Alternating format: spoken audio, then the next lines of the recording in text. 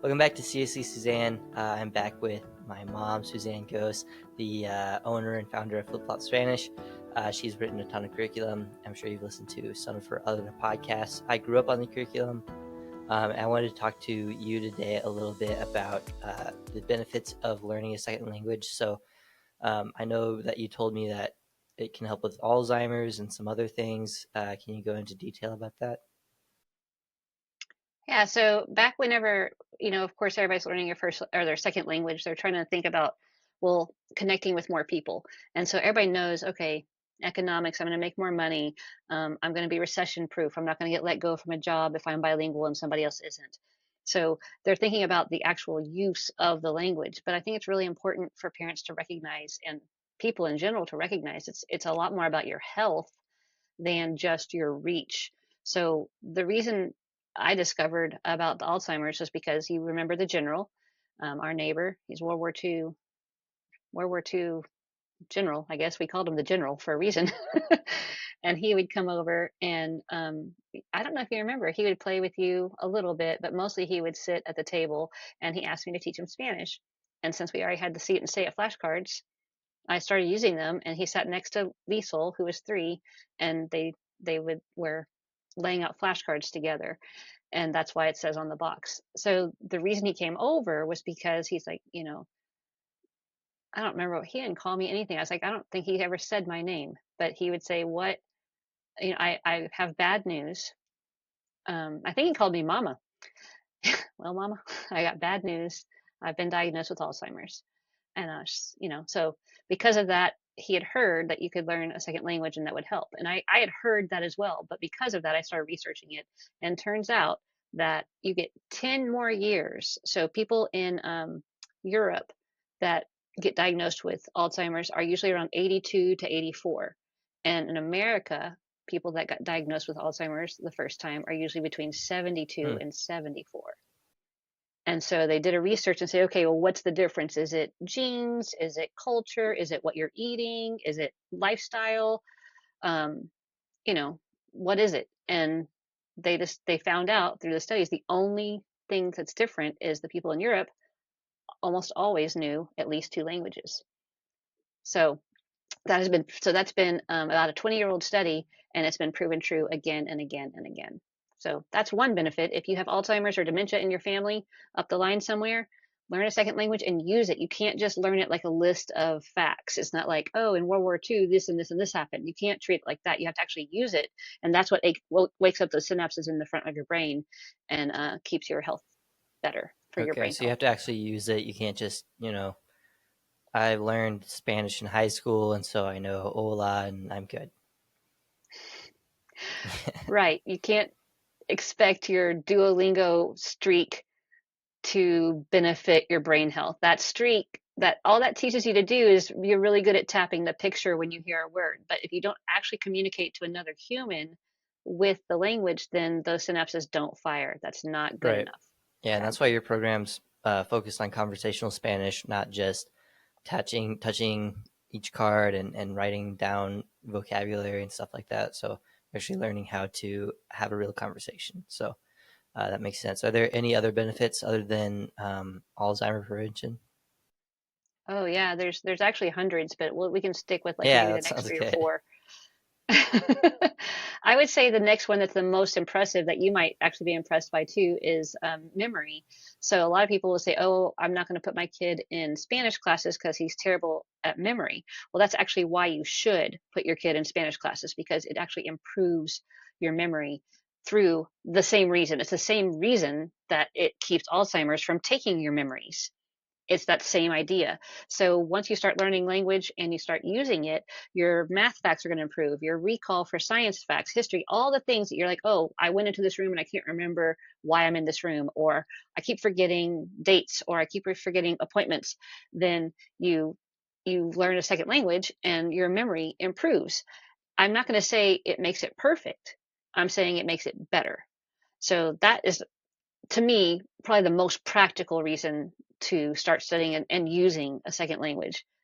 Third would be relational input. So if you ever wonder what somebody means by that tone, like they have a tone, especially 11-year-old boys, like right? That you're like, what? Why does your voice sound like that? So 11-year-old to 12-year-old boys are just, they know something's not right, but they don't know what exactly you're trying to say with a different tone. And by opening those synapses, you're able to pick up more inferences, not just with words, but it's how you say it, not what you say. And especially young boys have a hard time with that. This will Mm, improve that. that makes sense. Wow. Yeah, I mean, I remember being a kid and y'all would get mad at me and I had no idea why. And it was because of my tone, so that makes sense. That's a good point. I hadn't really thought of it. It goes the other way too. You're just saying what you want to say and you're not thinking about how you're saying it. So I'm always thinking about the authentic input, but that's a wonderful point. Output will also improve because you'll be like, oh, the ability to think it through and change your tone. Because a lot of times, you're right. I would say, "Can you say that nicer?" And you look at me and go, "No." I mean, no, ma'am. You're always very polite, but you didn't know that you didn't say it anyway, anyhow. So what was the disconnect Right. there? So that's a good point. Right, yeah. I mean, I mean, also with your face, I don't know if it helps with facial expressions, but okay. Yes, it does. Yeah, so faces, body language, all the stuff, all the relational stuff that sometimes there's a disconnect because we're so literal, or if you're a young man, especially, you're more literal than females, right? We're more emotional and we're more relational. And so if you're having trouble with communicating with your young son or your husband or whoever, your brother, your grandfather, father-in-law, whatever it is, if you learn a second language, if they learn a second language, then that ability to not only give out, but also take in the meaning behind words is going to improve because it's just giving your brain another track to push things through. So your cognitive speed increases as well, right? If you think about traffic, well, if somebody would just open up this third lane, everything would go faster. So if you think of learning a second language or a third or whatever as opening a new lane, all the traffic is going to go through faster, which means your cognitive speed is better, which means your wit is better, which means you sound and seem more intelligent. Are you more intelligent? Maybe, right? Like we don't know. We just know that you seem more intelligent because things are going more quickly. So people who think slowly, they're not dumb. They just think slowly. If we can improve that speed, then they seem more intelligent, which opens up more opportunities to them. Right, absolutely. I mean, Jordan Peterson talks about writing out your ideas, and I mean, because you can't keep everything in your head. And I'm assuming with Spanish or just learning a second language in general, it's gonna. I mean, you have two more languages in your head, then so you're Right. able to think in different ways than you would have if you just didn't have that experience. Right. It actually opens up storage in your brain as well. So, Oh wow. yeah. So, the elasticity of your brain, the physical elasticity. So, when they do autopsies of people who are bilingual or more, the actual physical gushiness of the brain has more folds and more elasticity Hmm. physically than a brain of a monolingual person. So not only you have more folds, which means more space to hold that information quicker, more pathways, and your brain actually is increases in size. So Hmm. one of the Alzheimer's issues is your brain is physically shrinking, and so this helps it to not.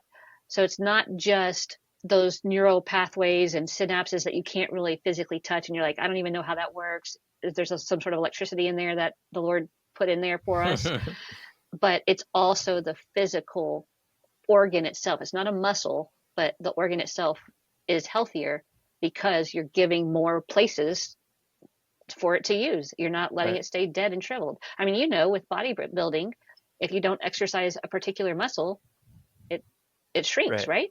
Yeah, and you have to do it really consistently. You can't just do it, you know, I'm going to work out once a week. It has to be every day or every other day. It's something with some sort of consistency. It's not something that's magical. So I think it's pretty interesting that your body works in so many different ways, and that they all kind of connect. And that, I mean, bodybuilding and Spanish learning, they have to do with a lot of stuff. Like you can't just get better at hockey, doing it once. Like literally everything you have to keep on practicing. And I think that a lot of Americans don't really understand that. They just want instant results. And Yeah, so, why isn't there a pill for that? Can I please just swallow this pill and right, then be bilingual? Like, I'll pay the money. I'll give you $1,000 if you can just give me a pill or a shot or whatever. And that's what they're looking for with those apps. And the thing is, all you're doing is getting the dopamine, and you're getting really good at pushing the picture according Hmm. to the person saying the word, but you're not able to communicate because you've never communicated. So you need to learn it the way you're going to use it. And that's why Right. we have the whole family Spanish, because I want y'all out there in podcast world to be able to speak Spanish. You know, I actually want you to be able to do what you want to do. I'm not trying Right. to just sell curriculum. I mean, it's good, to pay my mortgage and all that, but mostly I'm trying to help. Right. Absolutely. I mean, I wish I was way more disciplined and actually interested in it when I was a kid. I just thought something mom does, and I didn't think that your parent being an like owner of a company or a business or whatever was like unnormal or like not normal or whatever. I was Right. like, oh, it's something my mom does, and other moms could do it too, but that's not really the case. They can. I agree with that. I think I raised that y'all that way on purpose, and so did Dad. Like, what one person can do, another person can do, right? We constantly told y'all that, and so yeah, y'all did grow up thinking, oh, so I remember Lisa asking one of her newer friends, so what curriculum does your mom write? Because it was just like, what kind of food do you eat for dinner? Because Right. everybody this must be a very normal thing, and so your normal is your normal, Right. but yeah, I also wish you had cared about it a little bit more. But I also recognize, as I still do, that if the kid is not interested, all you can do is continue to put it in front of them. And like we've noticed, right? Whenever you graduated, you needed it and you were able to use it. Hmm. I've definitely noticed when we go to conventions and stuff, and the parent comes up, because I've gone to ones 4 years ago and then stopped going, and then I've just recently been back going to conventions with you. Um, and the folks I remember who said my kid really wants to learn Spanish and blah blah blah. Now that I'm back and I see those folks at the same homeschool conventions, those kids usually know a lot more Spanish than the parents who came up and said, "Yeah, my kids aren't really into Spanish, but we want to learn." And they know some, but Mm, they're definitely not as far ahead as the people who came up and said that they want to know Spanish. So I right. think Yeah. that's huge. Sorry. Motivation's everything. Right. Absolutely. Yeah. With literally anything. So if your kid doesn't want to learn Spanish, I probably wouldn't push it on him or her because it's not going to happen. So Yeah, well, I would still do the Charlotte Mason way. I would still put sure. out the feast, right? I put Right. out the food for you. There's some things like you also didn't want to learn to read. You also, I didn't care at all about school. I was more interested in just getting outside. So yeah, yeah, yeah. I don't know. That's hasn't paid off in the long run, but whatever. No, you did what you needed to do in the time that you needed to do it, and now you can you know how to learn, and you're super resourceful, and the stuff that you actually need to know, you're super quick to find it, adapt, and then use it. I mean, look what you're doing, you Sure. can sell anything, accomplish anything. So I say it's a huge success. Well, thank you, Mama. Appreciate that. All right, so let's do one more cool, helpful thing about learning a second language, and then All we can right. wrap up. Okay, so we said dementia and Alzheimer's. We said wit, recall. Oh, here's a big one: strokes. So if you have a stroke and you are bilingual, the a lot of times you don't have any issues at all. Like, your brain is able to remap whatever was going to happen, the oxygen deprivation or whatever happens during that stroke, or the heart Hmm. stops pumping. The brain is still able to hold on to enough stuff that they can remap it, or the brain can remap it, and so you don't lose any function. Sometimes you Wow. might lose the last 24 hours or something like that. But if you're a monolingual person and there are strokes in your family history, the likelihood of you recovering, first of all, you're going to be hit harder, and second, your recovery is slower. So in general, anything that has to do with the brain, if you know a second language, the potential injury is always less and the potential recovery is always more. So Hmm. everything that you look at, I mean, if you think about it, without our brains, who are we? Like, nobody wants to Right. talk to somebody who has low brain function. And so it's hard, right? We have to carry the conversation. We don't mind. We're kind to them. but it's not somebody that you're looking to engage with because it's not the give and take, there's just the give. Right. And so as humans, we want to be givers and takers of this existence. Learning a second language improves it across the board. So it's not just about, oh, I want to be bilingual because I live in Texas, or I want to be bilingual because I'll have more customers. It's about your life and Mm-hmm. improving your life all the way across it. So hopefully That's that awesome. encourages people to be consistent. Yeah. Yeah. There's a lot of really positive benefits and um, potentially like negative stuff that can happen to you if you don't do it. So, Right.